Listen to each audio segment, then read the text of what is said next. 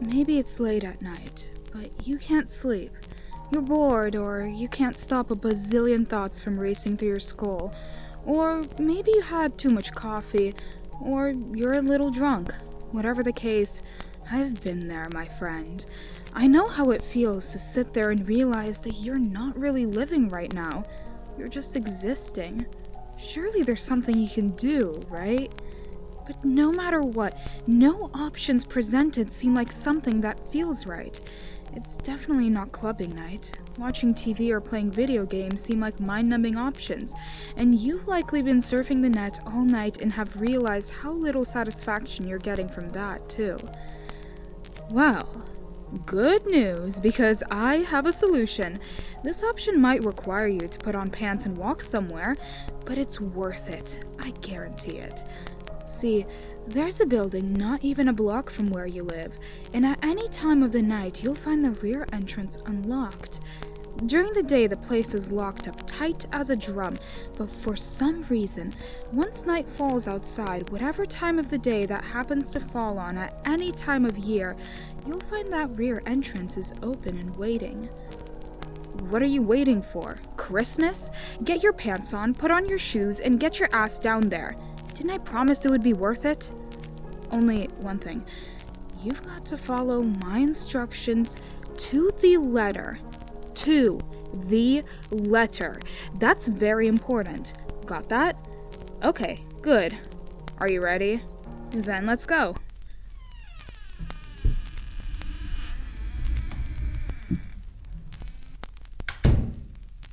The building is just up ahead. See it? It's an old office complex that's currently unoccupied. I'm not sure what businesses were once housed there, but for now, it's empty. It's been here for years, and I don't recall a time when there was an actual business open there. Yes, of course, I'm sure the rear entrance is unlocked. Didn't I say that? Let's head around the back. Don't worry, I know the lights are off. It's not like this building advertises itself to the general public. Only a select few have ever attempted what you're about to attempt. Stop worrying, okay? You'll be fine, as long as you follow my instructions. That's the entrance. Go on and try the door. See? It opens, just like I said it would. Now, proceed to the first elevator you see. What do you mean it's too dark to see? Just use your flashlight. You didn't bring a flashlight? Didn't I tell you to? Oh, no. My bad. Well, you've started now. You can't turn back. You don't want to know what happens if you ignore me and turn back now. We'll just have to use what light there is from the moon to proceed. Okay, the elevator is 10 paces forward and to the right. This building is 10 floors tall. You will be going to the 11th floor. Shut up! I'm explaining. What you need to do is get in the elevator and immediately press and hold the button for the 10th floor. When it starts to flash, let go of it right away and tap the button for the first floor.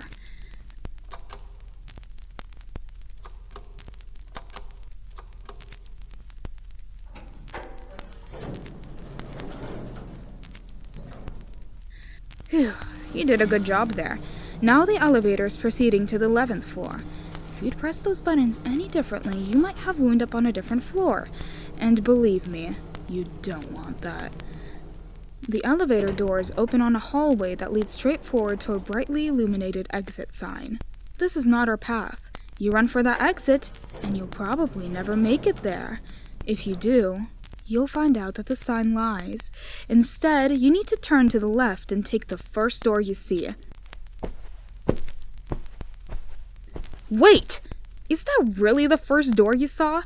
You're about to head into it without realizing that it was not the first door you saw. It was the second.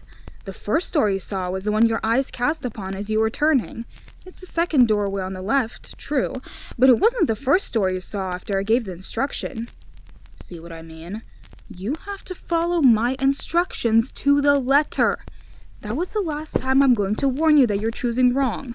Pay careful attention from now on, or who knows what will happen. Head through the door and sit down immediately.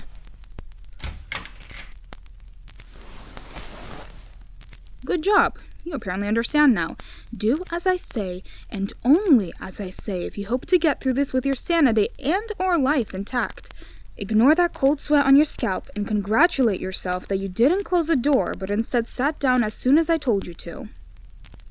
The room before you is black. Blacker than anything you've ever seen. You cannot see your hand in front of your face. You need to sit there, perfectly still, not moving a muscle, until I say move. Count your heartbeats. When you get to 20, stand up. 1, 2.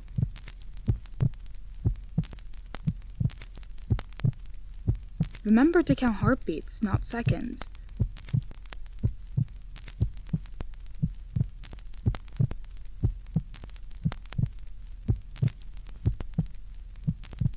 There. You got to 20 and you're standing. Now, announce to the room, that which is darkest is closest. That which is closest is watching. That which is watching is furthest. Did you say it? You didn't hesitate after standing, did you? Did you speak as I told you the words, or did you wait until you heard them all? If you waited, you are done for. Okay, it looks like they're satisfied. That's good news for you. You may proceed. Take one step forward and then immediately turn right. Walk forward until you come to a door. Open it, close it immediately, and stand with your back to the room. This room will be as dark as the first. Stop breathing. Hold your breath, and no matter how much it hurts, do not let it out. What is in this room follows the sound of breath, and if it hears any, well, I won't tell you what it will do, or you will release that breath and bolt for it. Keep holding your breath and count another 20 heartbeats.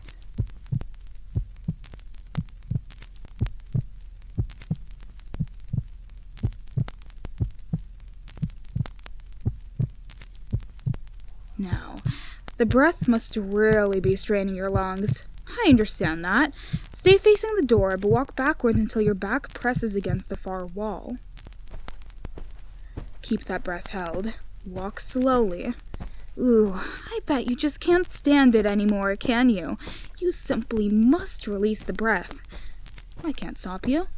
All I can do is remind you that you are not alone in this room, and breathing would be so much worse than simply keeping your breath held.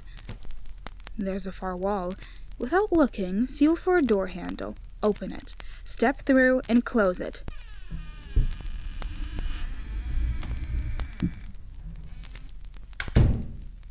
Now release that breath. Feels good now, doesn't it? You're about a quarter of the way through, and you're still alive and still yourself. We're doing quite well so far.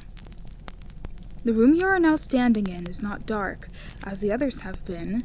It's lit by a small fire on the far end. A huddled figure is sitting by that fire. Don't turn around. At least, don't do so until you stand straight and announce in a clear voice, "Might I share your fire for a moment?"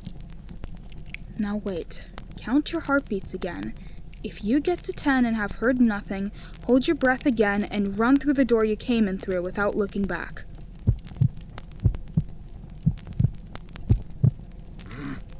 There. Was that a soft grunt? Did it come from the figure? Be careful. Think hard about it. If you decide that it was indeed a soft grunt of assent, turn and go to the fire and huddle before it like the figure is. While walking, you likely notice that there are 5 doors in this room, including the one you came through. Huddle on the opposite side of the fire as the figure, but make sure you huddle yourself in the same position. Never look directly at it. You won't like what you see. Now, you may ask it any question you want to. Here's the catch. If it's the wrong question, you'll be stuck huddled in this position while it can get up and leave. Most people ask it which door to take. Good. You're asking him which door to take, and if you listen, he will tell you that it's the right-hand door closest to the one you came in. Don't get up yet. Consider the fact that this figure is not your friend. It doesn't know you, and it probably doesn't like you very much. Could it have lied? Maybe you should take exactly the opposite door it suggested.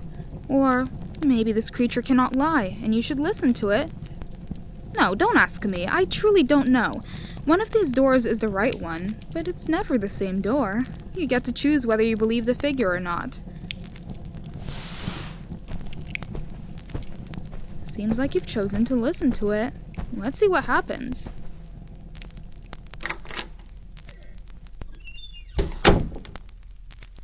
Wow, looks like today's your lucky day. You're doing very well so far. You find yourself in another long hallway. This one is longer and much, much darker. There are 2 doors at the end. If you walk straight to those doors, you'll be forced to choose one, and neither is marked.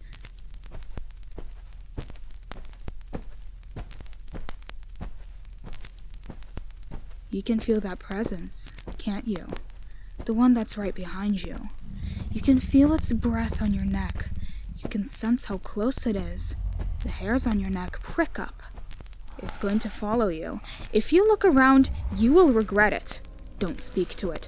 Don't acknowledge it in any way. Just walk. Walk until you hear whispering. If I were you, I would pay attention to that whispering, not so much what's being said as which door it's coming from. You're hearing it now, aren't you? Yes, just right up there to the right. You stopped as soon as you heard it. You're still listening. You're doing so well. Yes, it's still there, and yes, you still need to ignore it. Turn to the door you hear it coming from and walk straight toward it. Place your hand on the knob. Now, here's where things get complicated. On the other side of that door is whatever you're picturing in your head when you turn the knob. So it's important, vital, that you do not think of the thing you fear the most. You know that thing that sometimes keeps you awake at night because you're certain that if you close your eyes, it will come for you? That creeping feeling you get when you think someone's watching you? That idea or thought that your deepest nightmares try to hide from you? I'm warning you, if you're thinking about it, stop. Don't turn that doorknob until you've cleared it from your mind. Are you still thinking about it? You are, aren't you? The presence behind you is getting closer. You have 3 ways out of this. You can run for the 2 doors at the end and accept whatever fate lies beyond them. You can let the presence behind you catch you and do whatever it's going to do. Or you can stop thinking about your fear right now and open that door. Whatever your choice. You're not bored anymore. Told you it was worth it.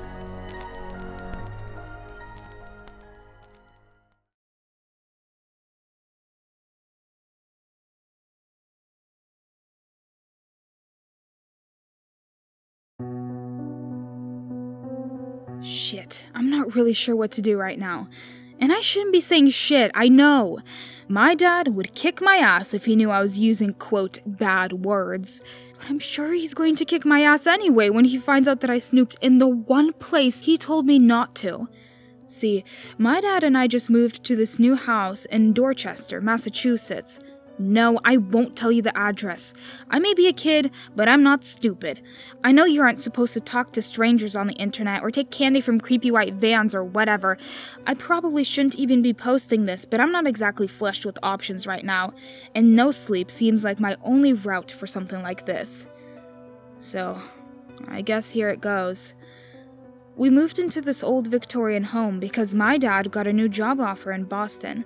It was pretty sick. It had 5 bedrooms, a giant kitchen, a massive fireplace, and a decent-sized yard for still technically being in, quote, the city.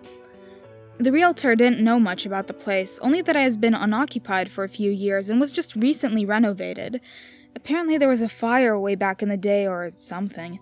It was old too, like 100 years. Either way, I was psyched to live in a city and meet new friends. I thought it would be way more interesting than living in that small, shitty-ass town I grew up in my whole life. My dad let me pick whatever room I wanted and basically allowed me free reign of the house and the neighborhood. He had only one stipulation. I shouldn't go anywhere near the attic. So obviously that's the first thing I did. Apparently, the people who renovated the house had just boarded up the attic since it was basically useless. It was dusty, full of old, moldy shit, and, in my dad's words, quote, just plain dangerous. At first, I didn't see what the fuss was about, until I found the journal. It was tucked under a loose floorboard I'd tripped over. Guess you're right, Dad. As I rubbed my leg and let out a string of curses, I saw the journal peeking out from under the floor. I snatched it up and scurried downstairs before my dad got home. The journal is pretty old and has a bead and black leather cover. It's written in massive cursive scroll. I've transcribed its contents here.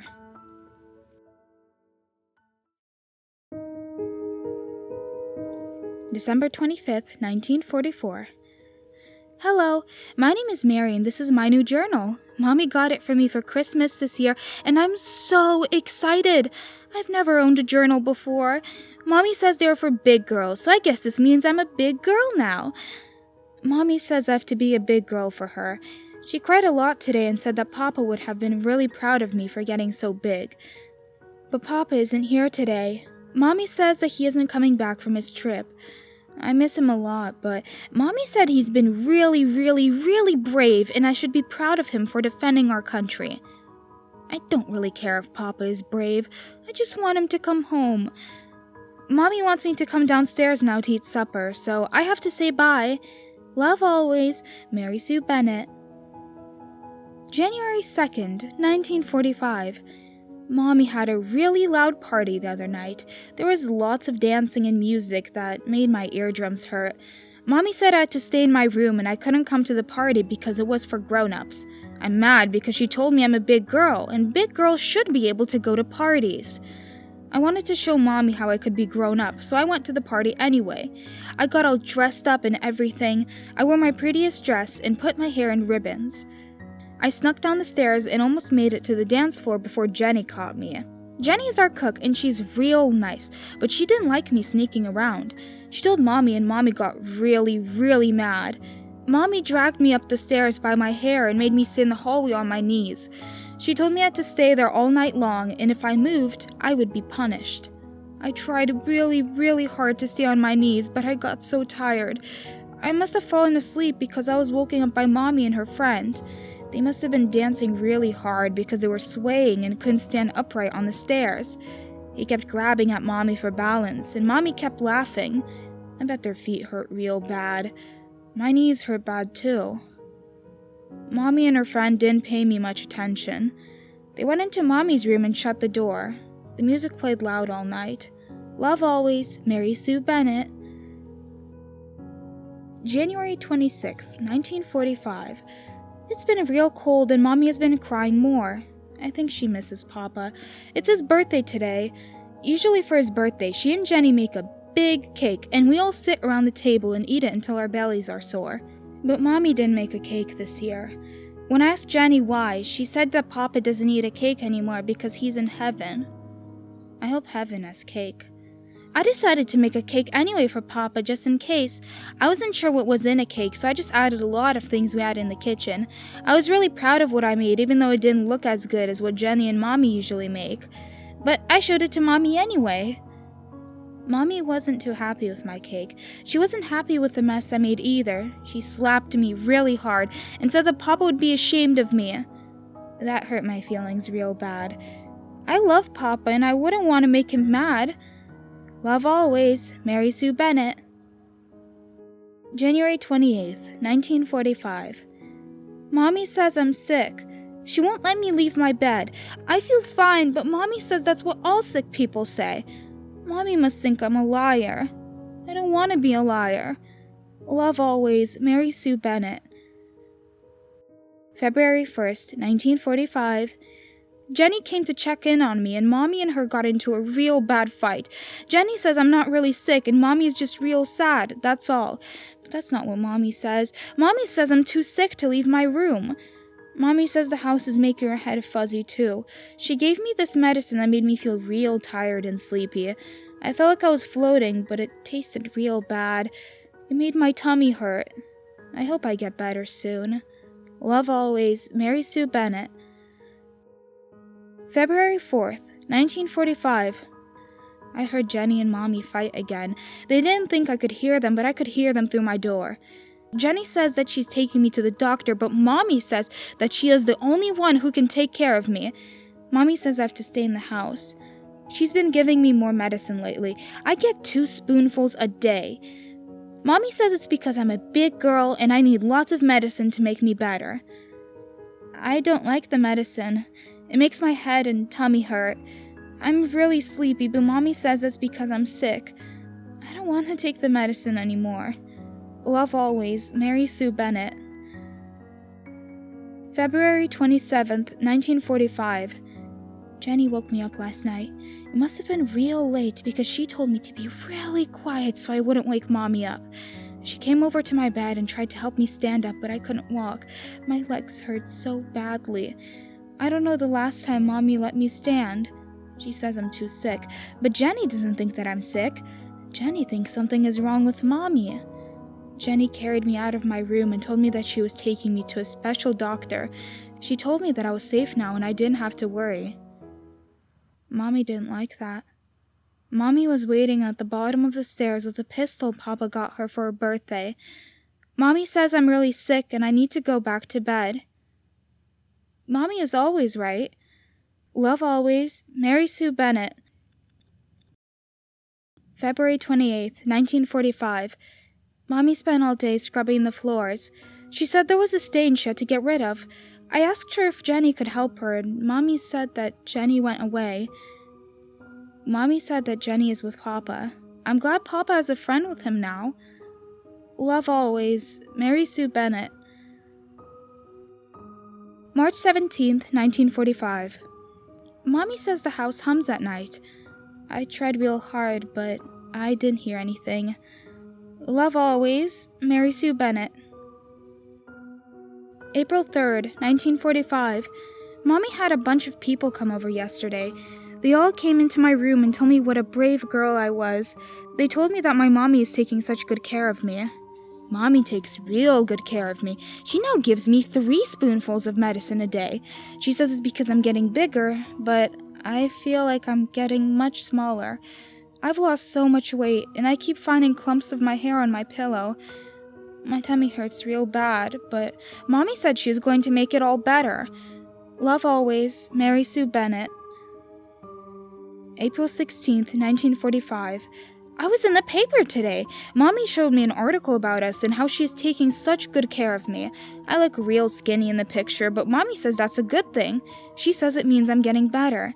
And Mommy looks so stunning in the photograph. Mommy says that people are going to send us money so I can get better. Love always, Mary Sue Bennett.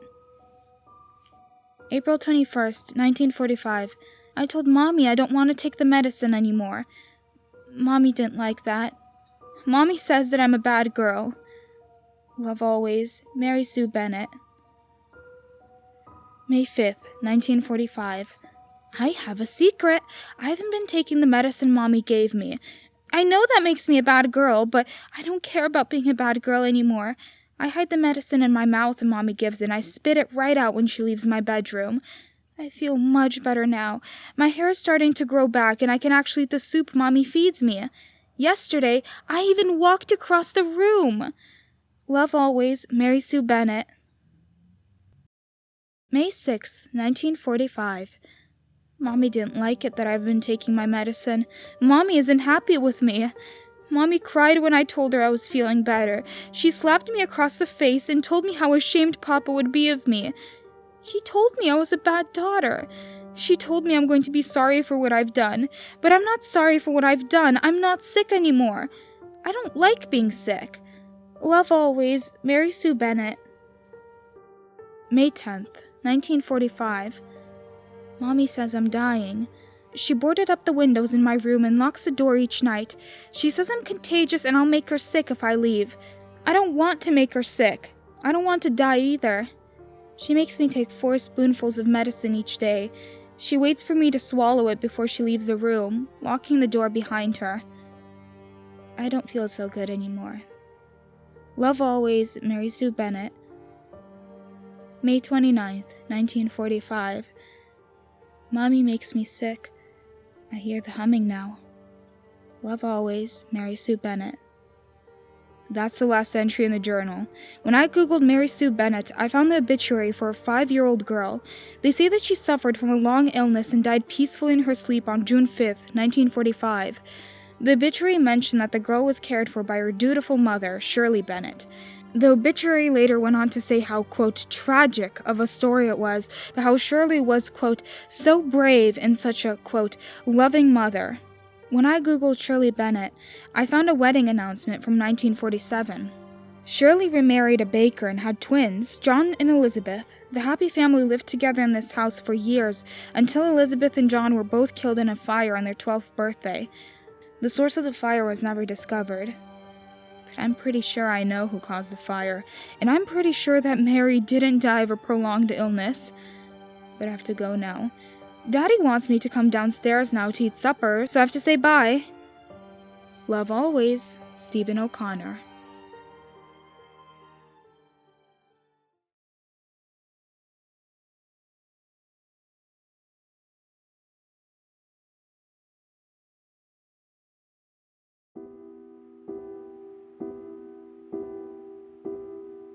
I lived in that house about 2 years, and nothing utterly fucked up happened until this autumn.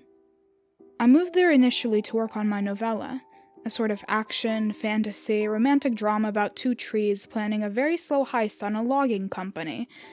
Moving out into a forest felt like the next step to really understanding my protagonist's rage. Sinking all of my savings into buying a house in the middle of nowhere felt like the next step to becoming a true artiste. At first, I didn't regret it. They call the area I live in a temperate rainforest, but that doesn't do it justice. Even the sunlight here is green, trees bunched so close together, sometimes it feels like you're walking through twilight in the middle of the day, and the peace. There's no other quiet like this on Earth. There is a town, near where I live, big enough for a school and a police station and a road back to civilization. It's mainly a fueling station for backpackers. We get a little tourist season in the summer, and you can't really blame them for wanting to be here. I love it here. Or I did. Before the deer. It was a normal morning. I made coffee, spent 35 minutes writing, which mostly consisted of staring at the screen, but I did realize everything I'd written the day before was utter trash, so that's kind of progress. And then decided to take a walk and come at things again with a fresh start. It was a nice day. The evergreens were, well, green, but there was a bit of autumn color on some of the leaves outside. The air was just starting to get cold. Even before I left the house, I caught a faint, horrible smell, like a backed-up public toilet made of rotting vegetables. The source was a deer on my front porch. Or rather, the entrails of a deer on my front porch, which were rather more out than both I and the deer would have preferred. "Oh, God," I said, jumping back into my house. Then, for good measure, "Oh, God! Oh, God!" But God had been and gone, and the deer was very dead. I won't bore you with details about the guts and blood, except to say that you don't realize how much blood and guts a single animal can hold until they are casually draining out of it and onto your front porch. The wild corpse disposal guys, always a treat to discover a new and exciting occupation in your area, thought maybe the deer had gotten away from a bear in the woods and staggered to my front porch before dying sometime last night. I didn't take my walk that day. Strangely, the idea of a hungry bear searching the woods for his lost meal put me off.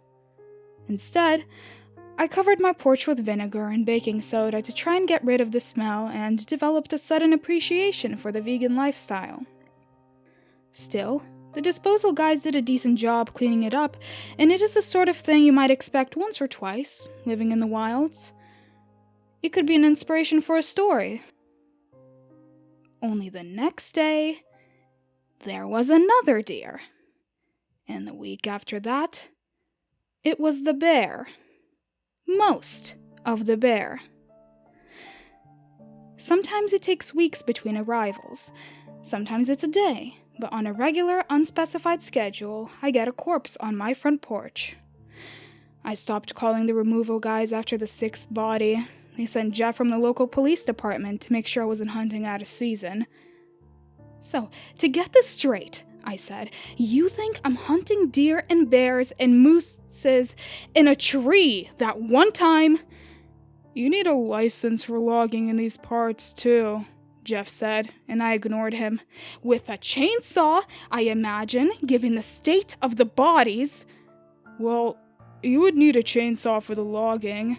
And then I drag my spoils to my own front porch, getting blood all over my wicker furniture, just so I can call Eavesdale Wild Animal Removal to take it away and burn it.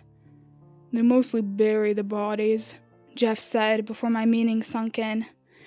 He stood in silence for a moment, staring at my porch, his tongue sweeping back and forth as if the explanation was stuck somewhere between his gums and upper lip. Finally, he burst out, like he was having an epiphany. It's weird, though, isn't it? After that, I just started burying the bodies myself. Officer Jeff was right. The bodies were weird, and they weren't the only weird thing I noticed. I stopped walking, stopped writing, just stared out my bedroom window, and I've seen things. The odd way the trees sway at dusk, rumbling sounds like thunder, only there's no lightning anywhere nearby. Sometimes, late at night, there were odd lights and shadows in the forest. I know there's shit I could have been doing. A camera would probably have caught it. I probably should have left the house or called for help. It's not that I wasn't scared. I was fucking terrified. But it was the kind of scared where I felt frozen. Like, if I put out a camera, I'd see it, and if I left, I'd never know what it was, and both options felt fucking horrifying, so I just stocked up on bleach and goggles and plastic bags and took care of the bodies as they came. After a while, it wasn't even that gross, just a routine. Admittedly, the dead of winter was rough, but around the new year, when the days got longer, I started to feel weirdly hopeful. I even hummed a little tune yesterday while I put on my improvised hazmat suit and checked the porch. I was prepared for a dead animal on my porch that day. There wasn't one. Or, not really like an animal, but a human animal. A guy. There was a dead guy on my porch. I did not bury him like the animals. I called the police because of fucking course I did, and Officer Jeff came over to nudge the body and lick under his lips some more. Poor guy, Jeff said. He stopped off in town a few days ago for supplies. Seemed experienced enough. I think he was heading for the falls to ring in the new year. Must have run afoul of a bear or something. I think I played it relatively cool when I begged him to let me stay in town. There was no hotel in town, but Jeff offered me a spare room. It was on the 3rd floor of his tidy, flimsy little whitewashed house, and his wife Pamela kept up a running commentary while she made up the bed. Her voice was slow and mellow, and I suspected it might have been for my benefit. We're gonna have lemon chicken for dinner. I hope you like lemon chicken. Sorry the bedpost is a little scratched up. We have a cat. Only, I bet you won't see him. I hope you're not allergic to cats. Gemma, our daughter, she loves that cat. She's gonna have to do flute practice this evening, but it's only for an hour after dinner. She can play hot cross buns now. I hope you like hot cross buns. I wasn't fully listening. The window of the bedroom faced out to the sliver of backyard, and then, beyond it, the woods. It was midday, but the trees were so closely bunched together the forest faded into shadow, like it was stuck in perpetual twilight. The walls of the house felt painfully fragile. I felt Pamela step softly behind me. Oh, isn't it beautiful? Our little ones love playing out in those trees, don't they, Jeff?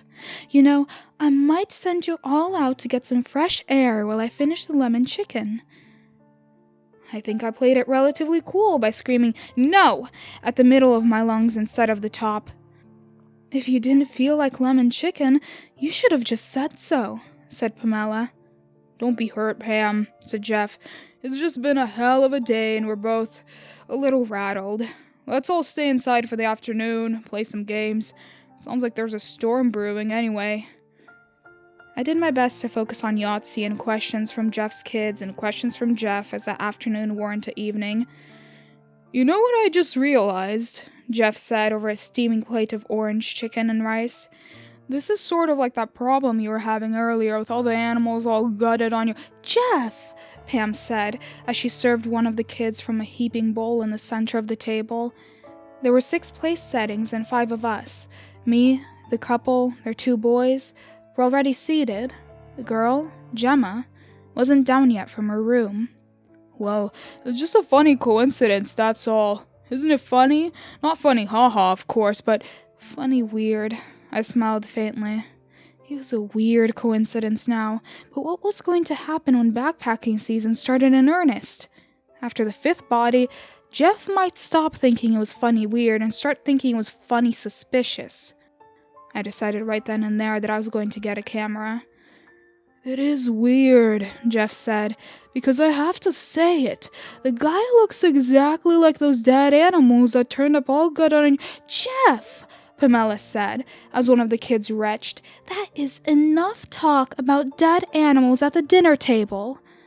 Gemma passed across the dining room doorway carrying a tied-up plastic bag just as Pamela finished scooping her own plate. "Gemma, what's taking you so long?" "I can't tell you," Gemma said. Pamela looked up. Jeff shook his head at me in commiseration, and I thanked God for preteen angst to change the topic. "Gemma Marie, are you keeping secrets from your mother?" "No, I can't tell you." "And why's that?" "Because you just said not to talk about dead animals at the dinner table." I did not play it cool. I shrieked at the very top of my lungs and fell fully out of my chair. The plastic baggie in Gemma's hand did not look large enough to house a human body, but it had been a long day and I wasn't exactly thinking straight. "It's just a mouse," Gemma said. Through the open doorway behind her, I could see the trees and a small, resentful shadow slinking between them. "Baxter, you little scamp!" Pamela called after him, and the little cat turned, becoming a shadow with pinprick lamps for eyes. Baxter swished his tail and vanished between the trees. "I'm sorry about that. He's an outdoor cat, and he's always bringing us his little gifts. Thinks he's king of the forest, that one." "It's actually because he thinks we can't feed ourselves," said Gemma. "He just thinks we're big, stupid kittens will starve without him." Last night, I looked out into the trees from Jeff's guest bedroom with a keener eye. The storm Jeff had predicted never arrived, and so the night sky was clear, and the full moon bore down, creating a twin pair of massive lights in the forest. I'm not sure how the beast knew where I was staying, but he'd found me. Those huge lantern eyes blinked, and there was a sound like thunder, and I know this sounds crazy. But I think I have a new pet. And I need to convince him I don't eat hikers.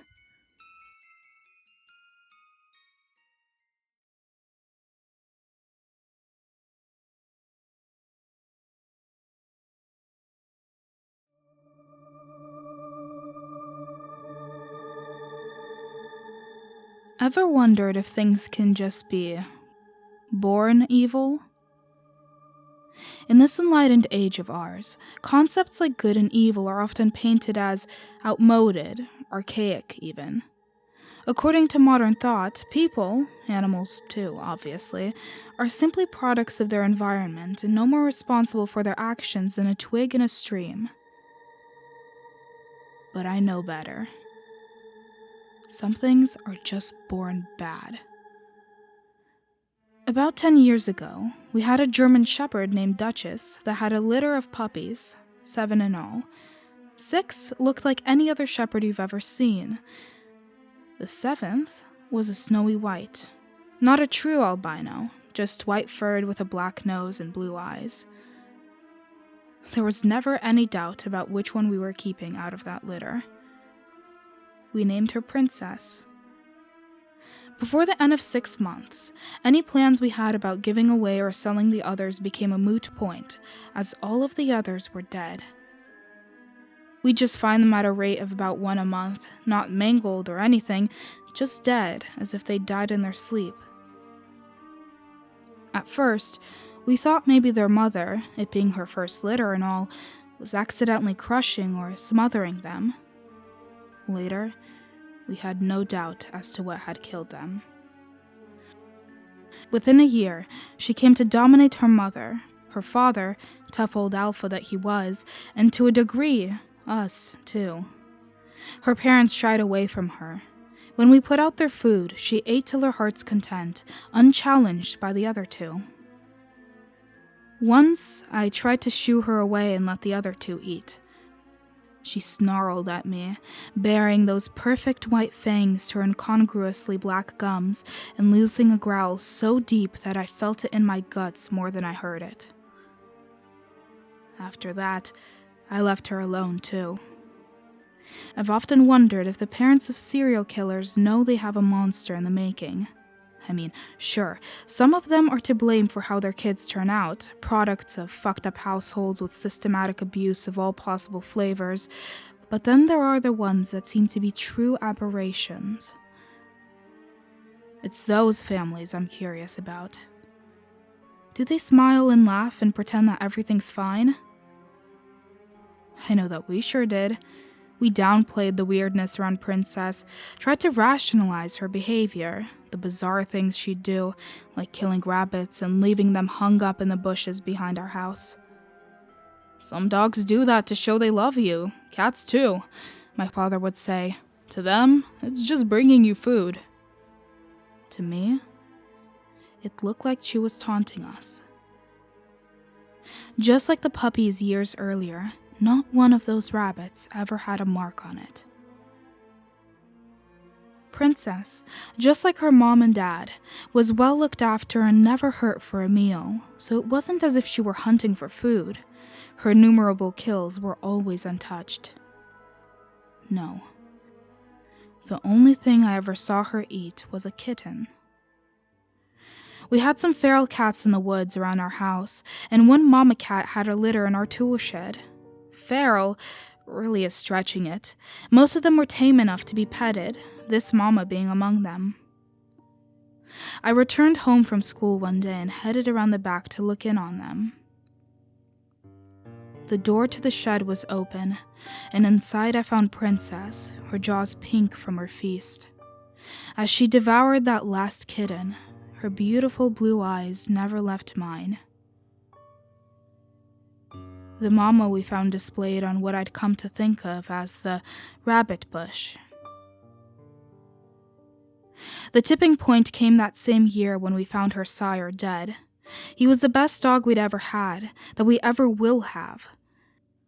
We woke one Saturday morning to find him in the backyard lying dead without a mark, like so many rabbits before him.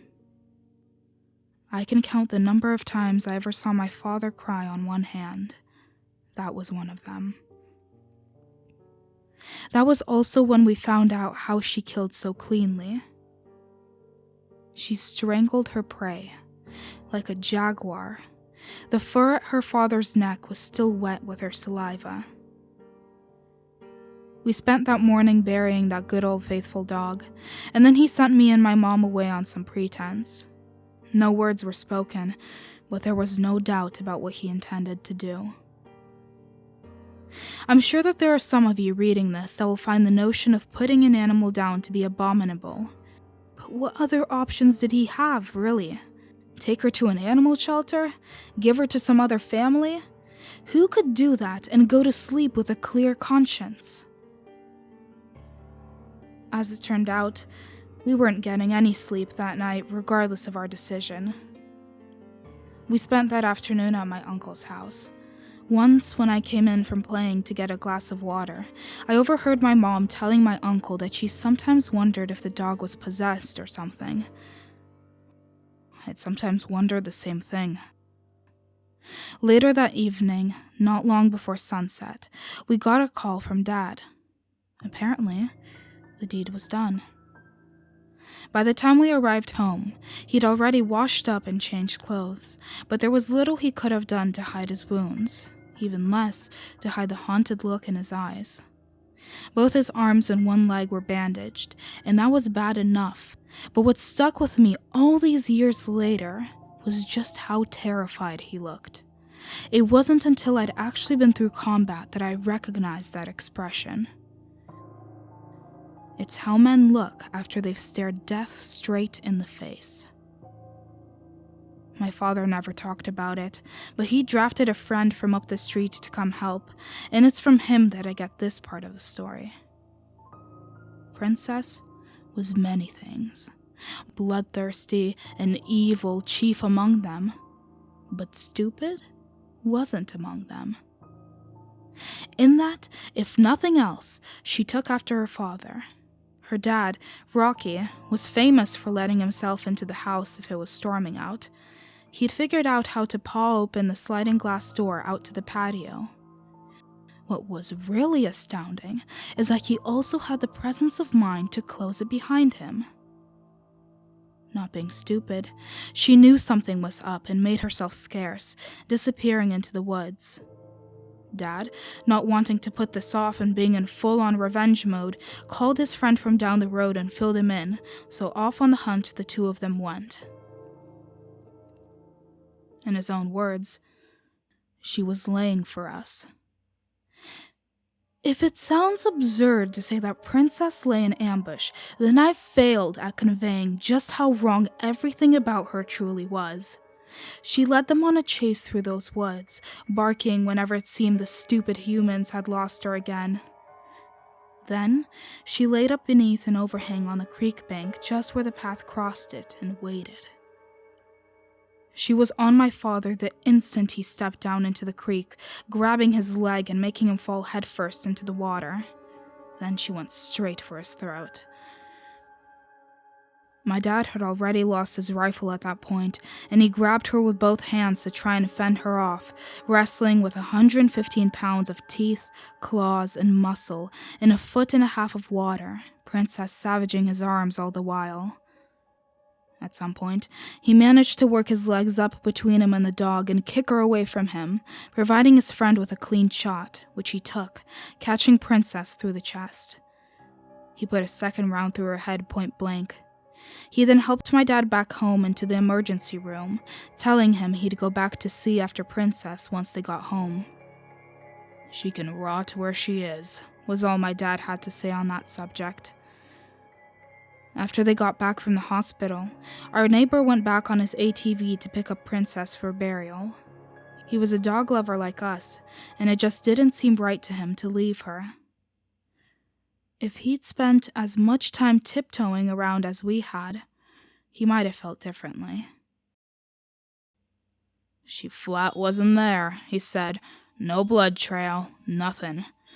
He also said that after he'd been there poking around for a few minutes, he noticed something else strange. No birds. It was dead quiet the way the woods sometimes get right before a bad storm blows in.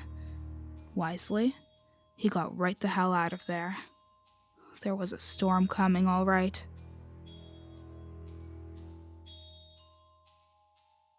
That night, Duchess came pawing at the back door wanting in, something she'd never once done in all the time she'd been with us. And I had a dream. In it, I was playing football in the backyard with some buddies and ran over to where a bad throw had landed near Rocky's grave. As I reached for it, Princess's head shoved up out of the ground to grab my hand. I woke up with a jolt and was promptly scared out of a roughly 10 more years of life by the silhouette of a German shepherd in the hallway. It was Duchess, of course. She was sitting in the hallway whining and wagging her tail nervously. She was looking back toward the front of the house. I walked over to her and placed my hand on her big doggy head and said, "What is it, girl?" That's when I heard the distinctive sound of claws on glass. Something was pawing at the patio door. Thoroughly terrified, I grabbed Duchess by the collar and dragged her along with me to my parents' room, shutting the door behind me. I was 14. I was terrified, but even in that terror, retreating to my parents' room wasn't just for the security of Mommy and Daddy. That's where the guns were. I woke them up and told them what I'd heard, "Oh, sweet Jesus," my mother said. Dad got up and locked the bedroom door and said, "Y'all lock yourselves in the bathroom." I heard the patio door slide open. If any of the rest of us had any doubts about what had just come into the house, Duchess sure didn't. The only thing she'd ever feared in this world was her own pup. A deep rumble of a growl vibrated in the floor beneath our bare feet, and Duchess's bladder let go as if on cue. Mine wasn't far from doing the same. What followed was a 6-hour exercise in pure terror, punctuated by snarling attacks on the bedroom door, crashes through the rest of the house as Princess found more things to break, whispered prayers from my mother, and litanies of curses from my father as another of his attempted forays out of the bedroom were thwarted. We were without a phone. The one on my parents' nightstand was dead. We'd later find the phone line to have been ripped out at the main box. My mom suggested that we try to make it to the car, and above and beyond everything else, it was my father's response to that idea that really scared me. Of the three of us, he was supposed to be the rational thinker, but what we got instead was, "Honey, I think that's what it wants us to do." As the world through the windows turned from black to gray, a quiet fell over the house. Mom and I watched through the windows, craning our heads in an attempt to get an eye on the patio door, but try as we might, the best we could manage was a view of most of the patio. More than enough concealment for a dog to slink in or out, even a big one like Princess. After an hour of silence, my dad quietly opened the bedroom door. I remember thinking what a useless gesture any attempt at stealth was. Dog's senses are so much more acute than ours that he might as well have fired a 21-gun salute. Dad stopped in the hallway and shooed me back to the bedroom. "Don't come out until I say, okay?" Carefully, he made his way through the house to the patio door. We heard him shut it before he shouted back to us to stay in the bedroom until he told us to come out. Through the door, I could hear him moving around and what seemed to be him dropping things into a garbage bag. After about 30 minutes, he gave us the all clear. What greeted us was a disaster. Ripped up cushions and pillows, destroyed furniture, shredded papers and books all over the floor, but most terrible were the smears of gore all over everything. My mother wondered aloud at what she'd drug into the house. Grim-faced, my father did not answer. He simply turned and headed out the back to bury Rocky for a second time. We cleaned up as best we could while Dad drove to our neighbor's house to make all the appropriate calls. After all these years, I still wonder what portion of homeowners' insurance covers attack by undead demon ghost dog. Unspoken, we all wondered what the night would bring. As it turned out, we never got a repeat, but Duchess never left the house again. Time rolled on. Occasionally, we'd find a new present on the rabbit bush. Just a friendly reminder, another token of Princess's abiding love. About 2 years into college, my dad called to tell me that our neighbor had passed. "Heart attack in his sleep, the coroner says," said my dad. But what we were both thinking was, not a mark. There are plenty of nights where I wonder what the last thing was to pass before that old bachelor's eyes. I can guarantee you it stared right back. I've seen firsthand how it feeds. Not long after that, my folks put the house up for sale. I sort of acted as go-between on that deal. About a week after the new owners moved in, I received a call from the man of the house. He wanted to know if we'd left any pets behind when we moved. Already fearing the answer, I asked him why he asked. "Oh, me and the kids keep seeing this white shepherd in the woods. Pretty." Pretty.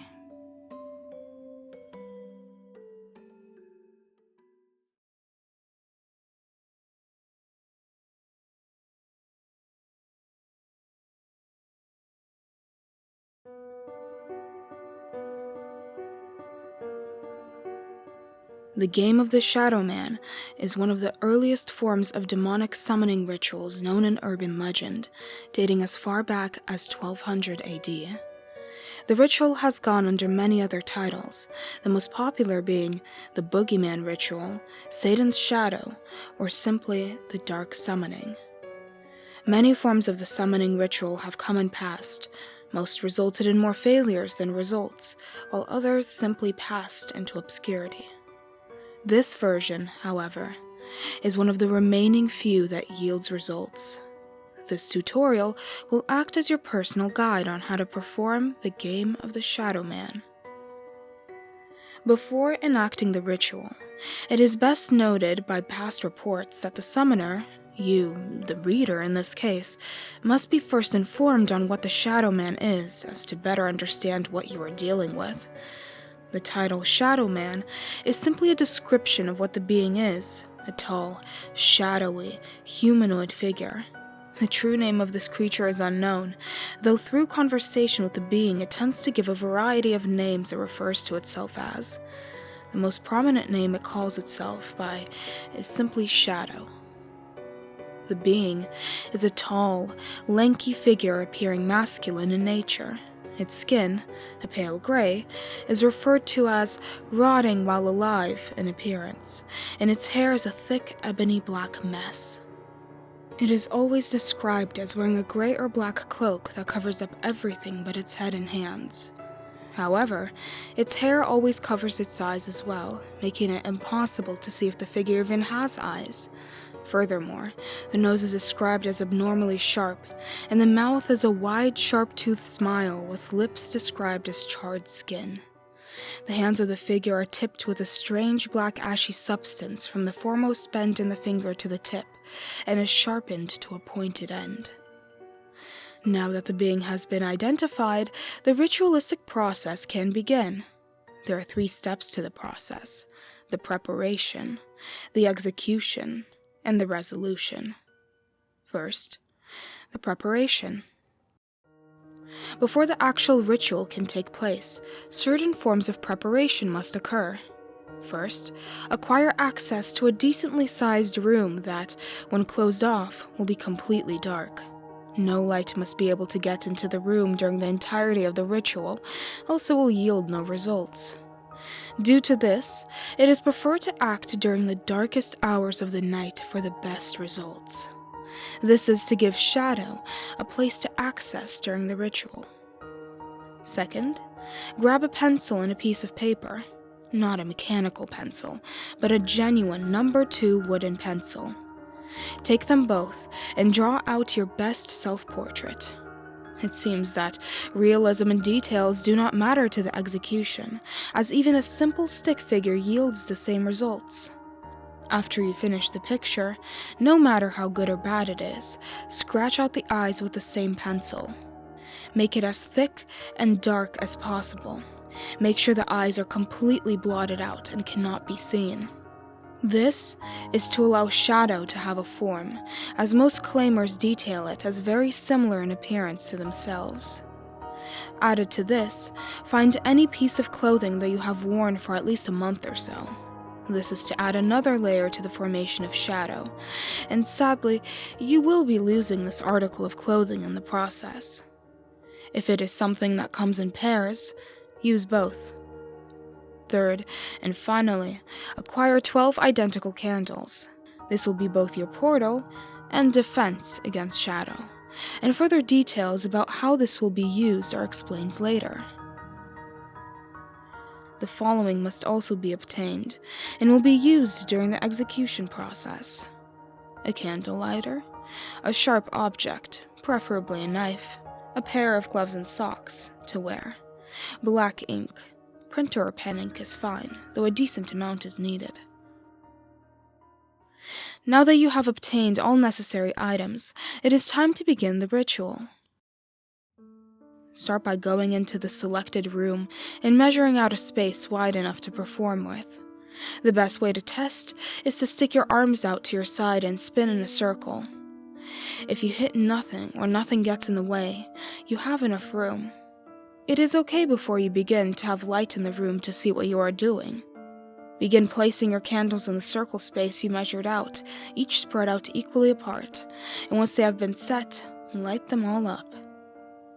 Now, close off any light to the room. Make the room entirely sectioned off to just itself, with no outside connection. Go to your circle of candles and, using the ink, put out the fire on every other candle. For better reference, imagine the candles like a clock, and put out the ones placed at the 1, 3, 5, 7, 9, and 11 spots. This is the beginning of the ritualistic process, and as said in reports, this is the portal for a shadow to enter through. If at any moment you wish to back out, simply light up one of the dead candles. However, whatever you do not have more candles out than on. These candles are your one safety net, and if you make a mistake, it will not end well. Continuing forward, make sure you have your gloves and socks both on as an added layer of protection. Even with a candle circle, it is very important to have a layer of clothing as well. Take the pre-selected article of clothing you wish to use, set it in the middle of the circle, taking heed not to distort or destroy the circle, and stain it with the remainder of your ink. Following that, take up your sharp object and cut a diagonal line from the top to the bottom. Once you have done that, slip the drawing you had made from earlier into the clothing.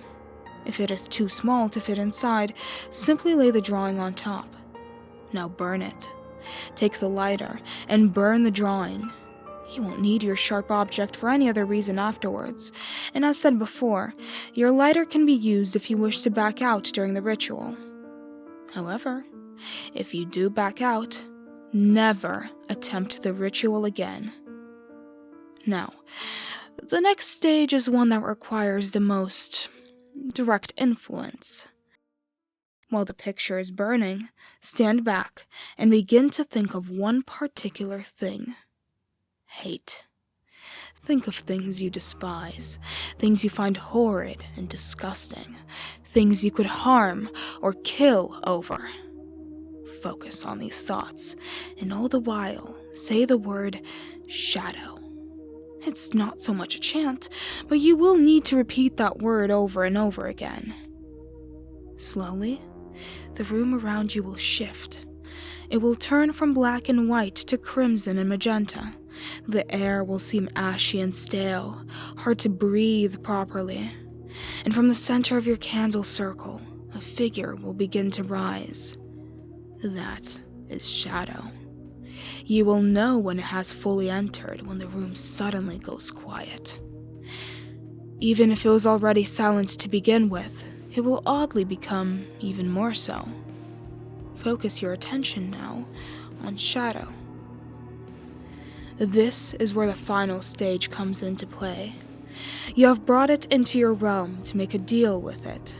So long as you are aware of everything you and it both say, you can converse as you please. There is no penalty in a conversation, and you can talk for however long you would like. But the ultimate deciding factor is the deal it provides. You can ask Shadow for anything you desire. Fame, fortune, even murder. You can be as simple or as descriptive as possible. However, you must be aware of what is said for both sides of the bet. Make sure anything you bet for and have to pay for is not of major harm to you. Following your request, Shadow will raise its hand to you to shake in confirmation of its deal. So long as you have your gloves, do not worry and take its hand. Before you realize it, Shadow will have disappeared. The ritual will have been completed, and while it may not come immediately, your reward will eventually be provided. But there is one more thing you must take care of: the gloves. Immediately strip them off and throw them into the circle. Set fire to them, light all the candles on fire, do anything you can to discard of your evidence. Shadow knows of what you've done, but so long as you have destroyed the evidence, it cannot track you. From this point, you will have successfully won the game of the Shadow Man. You're free to live your life as you please without fear of consequence. What you wished for will come to you naturally. If it was money, you'll get bonuses and raises at your job unexpectedly. If it was fame, word of you will get around very quickly, and people will take a liking towards you overall. That being said, a few individuals may still be questioning something in this process. What would happen if he were to fail? If he retried the ritual after a previous attempt, failed a step in the execution, or did not get rid of the evidence, what would happen? The details of failure are blurry, mainly because not many people who failed are alive to tell the tale. However, there have been a few select reports that detail what might just happen. It is said that when someone fails, the consequences are not immediately noticeable. It may start off as a voice or a visual problem, but soon you will start to notice strange changes in your life, changes that will affect your mind. Most reports show once healthy people developing symptoms of schizophrenia and PTSD after failure. But the worst part is not during the waking hours. This was in only one report, but it is said that the dreams are something like a trip into hell, and you can feel and hear it all. No further reports are known of those who have failed. All people who have failed were claimed dead no longer than a week after attempting the ritual.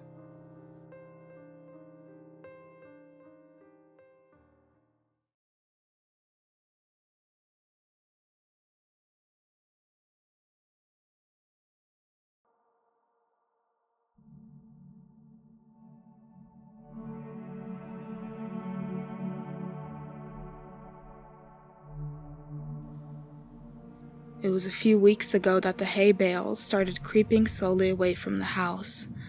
Every morning when I woke up, each had moved 100 feet from where it was before. I assumed it was pranksters with nothing better to do, so I ignored it. Within a few days, though, the bales began to approach the boundaries of the farm. I was tired of the whole game by then and decided to move them back. It took a tedious hour to bring them all from where they were to over near the house again, and by the time I was done, I was ready to snap the neck of whatever little pissant was deciding to screw with me. The next morning, I found each and every one of my horses messily decapitated. The smell was what woke me up. Each one was slumped over against the side of its stall. There were no signs of the heads. I spent the rest of the day cleaning up the mess and burying the remains. It was only when I was done that I noticed the bales of hay had all returned to their positions from the day before, scattered far out into the fields. This time, I left them where they were. That night, I sat on my porch with my shotgun in hand and a pot of coffee on the table beside me. I sat for hours, straining my eyes into the field to catch a glimpse of who was moving my hay bales. Finally, I was beginning to nod off. I would have, but just as my eyes began to close, I heard a clamor and a rustling of trees from the nearby woods. I leaned forward, my heart racing with excitement. I was going to catch the bastard. I fumbled with my gun and fidgeted in my seat, waiting anxiously for whoever it was to get close enough to ambush. It was only when the thing got close enough for me to make out its silhouette in the dark that I was frozen still. The thing that crept into my fields from the nearby woods didn't seem to notice me sitting there. It stalked, hunched, and deliberate through the field with the posture of a tiptoeing thief. If not for the fact that it must have towered to over 10 feet tall, even in its crouched position, it might have seemed almost frail. The thinness of its arms and legs, and the emaciated, caved-in quality of its chest reminded me of a starving animal. Still, This thing was undeniably strong, and I watched it hoist each bale up into its arms with ease and set it down carefully a while away, taking only a few strides to cover the distance. I watched it work, moving each bale thoughtfully. Every once in a while, it would straighten up to look around at the other bales' positions in the field, before adjusting the one it was working on ever so slightly. Before it left, it looked towards the house. I felt its eyes sweep over me in the dark, but whether it saw me or not, I couldn't tell. Then, it turned silently and crept back the way it came, disappearing into the dark of the woods. It took me an hour before I had the courage to move at all. I went inside after a while, but didn't sleep that night. It was only when the sun rose that I dared step off my porch into the fields. The hay bales were where it left them. Strangely, it didn't move them as far as it had in the previous days. They were approaching something invisible in the fields, and as I looked at them, I realized that they seemed to be marking some line. Indeed, as I walked around the house, I saw the distinct circle that they formed with me at the center. At first, I thought the bales were just being haphazardly moved away from the house, but now I could see that they were instead being moved towards some boundary. The thing was sending me a message. I slept uneasily that night, and only because I was exhausted. The next morning, the bales hadn't moved at all. They didn't move at all for the rest of that week, in fact. They were finally where the thing wanted them. I made myself sick trying to interpret them. Why would this thing expend so much energy moving my hay bales, and threaten me with such violence should I try to interfere? Killing my horses was just that, a threat. An intelligent threat, at that. It knew what would scare me, and it knew that I would understand the implications. The sound of an automobile working its way along the road to my farm one morning gave me a little rush of excitement. I'd been planning to abandon the farm since I saw the thing, but I couldn't hope to leave on foot without risking it treating me like it treated my horses. But if I could get in the car with whoever was coming my way, I might be able to escape before it could stop me. I didn't know or care who it was.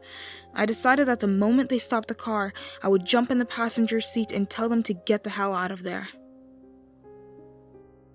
I didn't get the chance. The car worked its way slowly along the road, trundling across the uneven ground. I urged it silently to hurry. It was when it passed between the two bales placed on either side of the road that I began to hear a booming clatter from the woods. The thing burst suddenly from between the trees, sprinting on all four of its terrible, gangly limbs towards the car. Within a few seconds it was there, pouncing on the automobile like a predatory cat. Within moments, it was picking and peeling the vehicle's steel frame apart, working to get at the driver. The man, whoever he was, screamed all the while, and I could hear him even over the crunching of metal and the shattering of glass. It was only when the thing crushed him carelessly in its hand that the screaming stopped. It tossed him away and straightened up to look at me once again. In the sunlight, I could see the inhumanity of it. It was composed entirely of something awful and alive, which was lashed together in a messy semblance of a human form. Whatever it was made of looked so polished and hard that if it weren't for the minute writhing of the stuff, I'd think it was made of granite. The thing retreated back into the woods, and I was left to my shock. My eyes wandered to where the car sat, the engine still sputtering between two of the hay bales. Suddenly, I understood. The message was clear. I am this thing's captive, and I am not allowed visitors. Nothing may cross the borders it has set. I'm trapped here by the thing that stalks the fields, and it demands nothing except that I never leave. Still, I don't know if I can handle being that thing's canary. I've been thinking hard for the last few days since I saw it crush that man's chest and silence him before he could finish his scream. If I crossed the hay bale border, it'd probably do the same. It'd smash my skull before I could put my hands up to protect myself. It'd go and find a new pet, and probably keep looking until it found someone who could stand knowing that it was waiting just outside, watching it at all hours with its shiny insect eyes. I've been thinking hard for the last few days, and I might just make a run for it.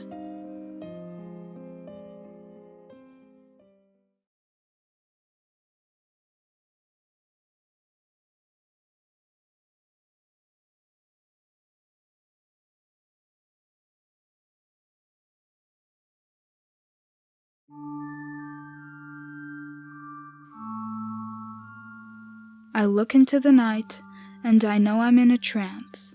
As my head turns to the right, I see the shadows dance.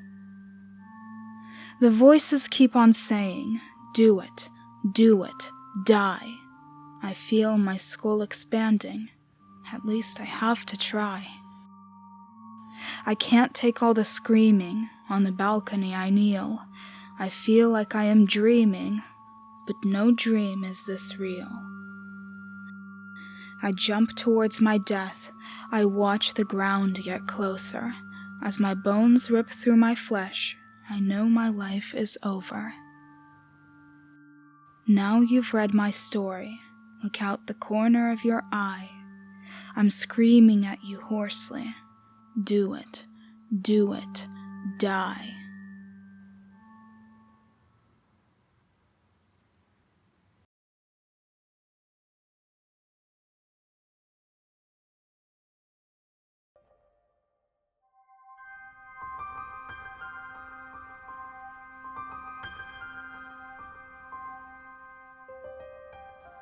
There's a reason I won't go to Mockingbird Park.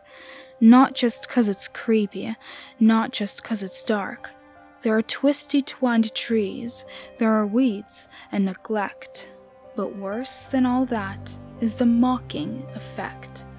As you walk the park paths, you'll hear a faint echo. Footfalls, your own? In that dim and grim ghetto, coming closer and closer as if someone's there. You whirl and see no one, just fog on the air. So you whistle, it whistles. You cough, and it coughs. Then from murky mists, a gray shadow breaks off. It's your height, and your size, and your very same shape. And then it's upon you, no time to escape. You suck in cold air, and then poof, it moves through you. You laugh at yourself, a shadow can't chew you. But you turn and see someone who's walking away. This person, your double, you glimpse with dismay.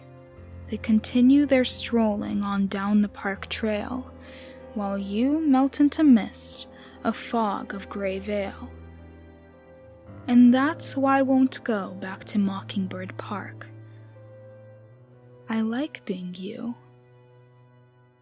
I hope you like the dark.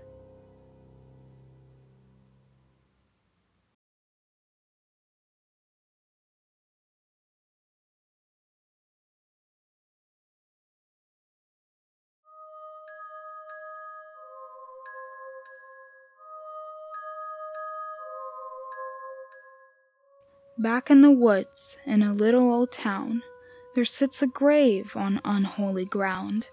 It's covered in leaves and things that crawl, buried in weeds and the vines that sprawl. The light is dim and the wind grows cold. Her name was Nellie. She was 10 years old. She killed her family and fed on their fat. She killed their dog to feed her cat. She haunted the neighbors with her spells and her tricks. She stabbed at their ankles with nails and sharp sticks. She danced in the shadows to a devilish tune, calling up spirits and drawing down the moon. She struck fear in their hearts on those long, lonely nights. They locked doors and windows and left on their lights. She'd tickle their toes and chop off their heads. In the county they gathered, they came to the church. With pitchfork and lantern they started their search. Long into the night they followed her trails. They searched all the shadows and deep into wells. When they found her half crazed, she put up a fight. They killed her by fire, screams echoing in the night. They buried her bones on the unholy ground. A secret they kept, to their graves it was bound. If you hear it, don't tell it. You'll regret if you do. For if you dare speak it, she'll come back after you. Her grave, if you find it, and dare be so bold, you'll remember Nellie. She was 10 years old.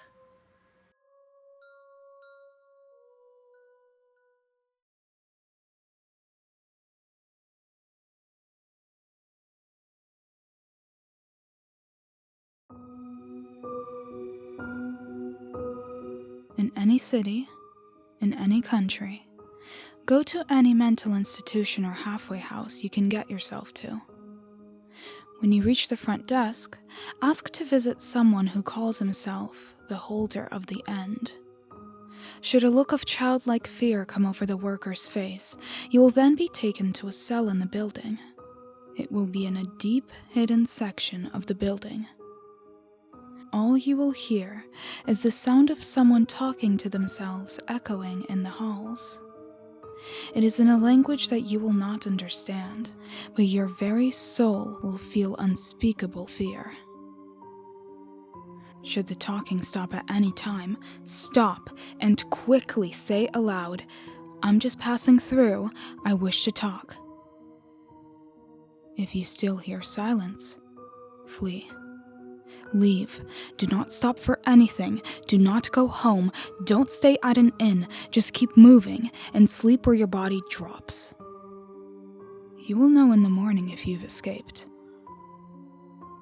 If the voice in the hall comes back after you utter those words, continue on. Upon reaching the cell, all you will see is a windowless room with a person in the corner, speaking an unknown language and cradling something. The person will only respond to one question. What happens when they all come together? The person will then stare into your eyes and answer your question in horrifying detail. Many go mad in that very cell. Some disappear soon after the meeting, and a few end their lives. But most do the worst thing and look upon the object in the person's hands. You will want to as well. Be warned that if you do, your death will be one of cruelty and unrelenting horror. Your death will be in that room, by that person's hands. That object is one of 538. They must never come together. Never.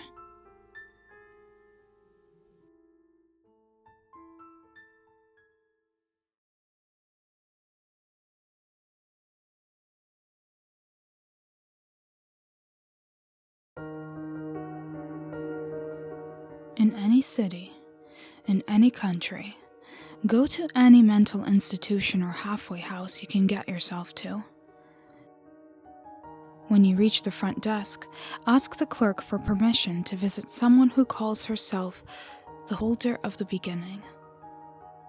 A small smile will work its way over their mouth, almost as if to say, "You fool." You will then be taken down a long hallway, long enough that you would expect it to lead outside of the building. Yet, in clear violation of the laws of space and physics, it instead leads deep into the heart of the institution. The hall will be forever silent, even if you try to make noise.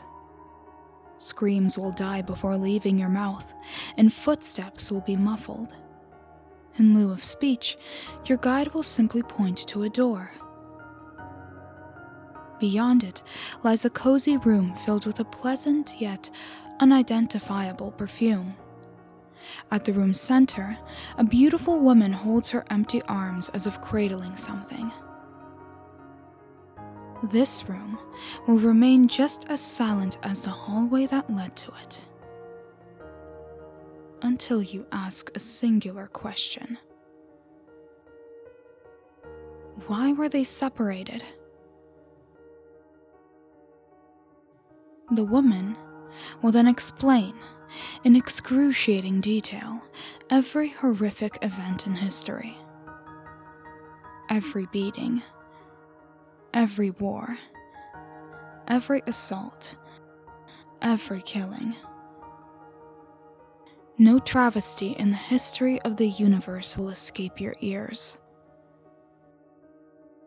When she finishes, all will fall silent, and you will be free to leave.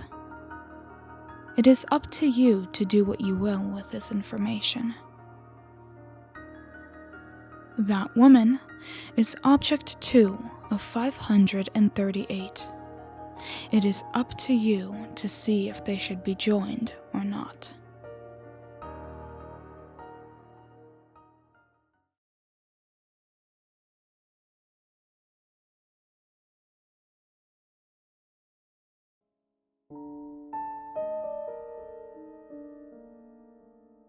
Two, Bree Ice Q at blank.com. Subject: Bree, please read this. Bree, don't delete this. I know you hate me, but we were best friends once, and I need you to read this.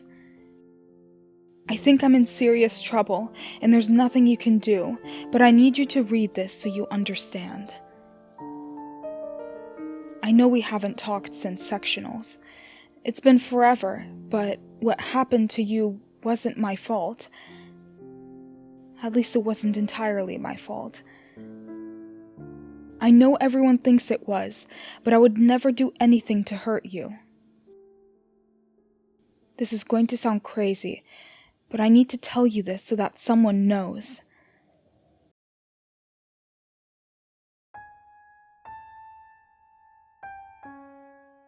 It started when we were in 8th grade. It was the night before the Crystal Classic competition. I was at home, and I couldn't sleep because I was so nervous about competing. Well, I got on the computer, just sort of surfing the web and stuff, but I couldn't concentrate on anything. I was just sitting there, so I Googled myself. I never should have done that, Bree. At first it was all the usual stuff you find when you Google yourself. Then I found a link to a Wikipedia page about me. I thought our club, or my dad made it, or something. There wasn't much there, just some basic facts about skating, what city I lived in. But the thing that got me was that it said I won that year's Crystal Classic. I laughed. I thought for sure someone just did it to encourage me. I confronted my dad about it, but he denied it. When I won the competition the next day, I was so happy. That was the first competition I'd ever won, and it felt so good. Remember how hard I worked after that. That's when my parents hired Sergei to coach me. You know how much that must have cost. After that, I would check my page before every competition, and it would always tell the result of how I placed. It said I would win the regionals at 15, and it all came true. After that, Sergei convinced my mom and dad that I had a real shot at the Olympics. That's when they pulled me from school. I skated every day, But I just wasn't progressing the way Sergei said I needed to if I wanted a shot at the championship. I was working so hard, and I was skating well, but still Sergei said it wasn't good enough. When the sectionals came, all I could think about was winning, so I did something I shouldn't have. Everyone was saying that you were the favorite, and I felt like I had already lost the competition. So, I made a Wikipedia account and tried to update my page to say that I was the winner. The thing is, that after I tried to update the page, I checked it and all it said was, Anora Petrova is a selfish little bitch who is going to get what she deserves. I broke down. That's why I looked so awful the next day. I was in a daze. I remember watching your routine and seeing your blade snap. And the next thing I know, I was on the ground and my face was covered in blood from where the tip flew off and sliced my forehead. Then they told me it was my fault because I had your skates in my possession earlier. Bree, I honestly didn't do anything to your skates. I wanted to win, but I wouldn't do anything to hurt you. When they told me I was banned from any further competitions, everyone said that I got what I deserved. Nobody even asked for my side of the story. I guess you heard that Sergei dropped me after that. He said I ruined him. No one would talk to me. Do you know what it's like to be ostracized by everyone? I couldn't even get ice time. And then the page got worse. Anytime I'd check it, it would say all these horrible things about me. I can't even tell you half of them, the language was so vile. I'd cry every time I read it, but I couldn't stop checking it. I knew I had to do something, so I made a complaint to Wikipedia. I even tried calling them, but no one there claimed to know anything about the page. I was home alone that Friday night, and I decided to check it to see if it had been taken down. The page was still there, only this time it said, Anora Petrova is a pathetic little orphan. I freaked. I kept calling my parents to warn them, but every time I'd call, all I would hear was this horrible laughter on the other end. I must have called them 100 times until I couldn't take the sound of the laughing anymore. After the accident, the police gave me their phones, and there wasn't any record of my calls that night. I was so devastated. Before that, I was so busy training all day and doing homeschool, I never realized just how alone I had been the whole time. I know you tried to reach out, but I was so depressed and angry I just shut everything out.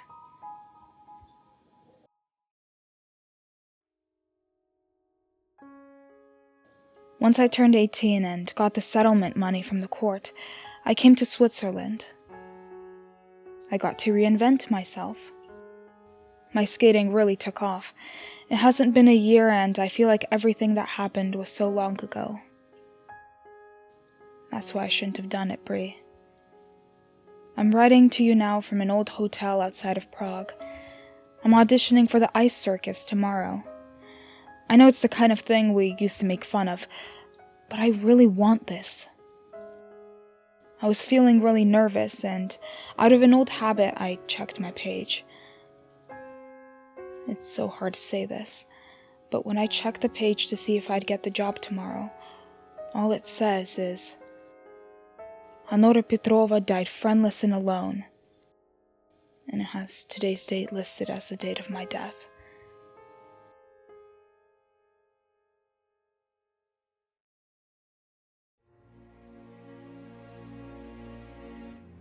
I'm sobbing so hard, I can barely type this, but I wanted you to know the truth. Please believe me, Bree. I attached a screenshot of the page so you'll believe me, It's all there just as I told you. I don't know what to do. I don't know anyone here, and nobody speaks English. I keep refreshing the page. God, it's been forever. I keep refreshing, but it still hasn't changed. I'm waiting for midnight. I don't know what to do, so I locked myself in my room. There's only a few minutes to midnight now. All I can do is refresh the page. I'm exhausted, but I can't stop. I'm afraid to leave the computer until I know what happens next.